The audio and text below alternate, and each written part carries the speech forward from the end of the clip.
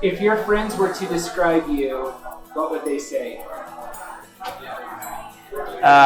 Unpredictable, yet steady. I don't know.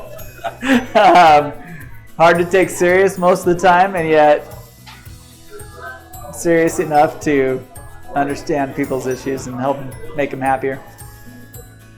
What's the biggest misperception people have about you? I think a lot of people think I'm super successful, but I'm just a struggling dad with just a serial entrepreneur and hasn't made it big yet. I've got a lot of high rides and I've got a lot of low lows, but I just am stupid enough to keep riding the entrepreneurial trail. But I've been able to support 7 kids and have a great life so far, not without a lot of stress. A lot of people think it's pretty smooth going, smooth sailing for me. When have you been overcome with compassion and what happened? Oh, man. Well, I have a company in the Philippines, and so I travel to the Philippines pretty regularly. And there have been many nights where our call times are during their night times, because they're flipped. They're about 15 hours ahead of us. And so oftentimes when I'm working over there, I'm working in the middle of the night. And one time in particular, it was one of my first trips over there.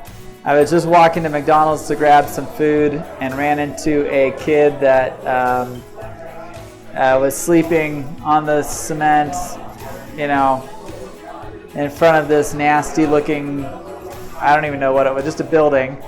And I just watched this kid sleeping on the ground on a piece of cardboard under his head, and I broke down. I've got 7 little kids, and I just cannot believe this. And so I woke him up and took him into McDonald's and fed him, and then fed all of his friends, and he had a bunch of other street kids that they were in close proximity, and next thing you know, I had 10 kids inside McDonald's, and the workers weren't happy about it because they're usually kicking them out of the store. But I bought them all as much as they could eat and ice cream to take after, and it was awesome. And I've since been back enough times that a lot of those kids, every time they see me, they still live on the same streets, and so I feed them every time I see them, and it's been a fun, recurring, compassionate service opportunity for me. It's been fun.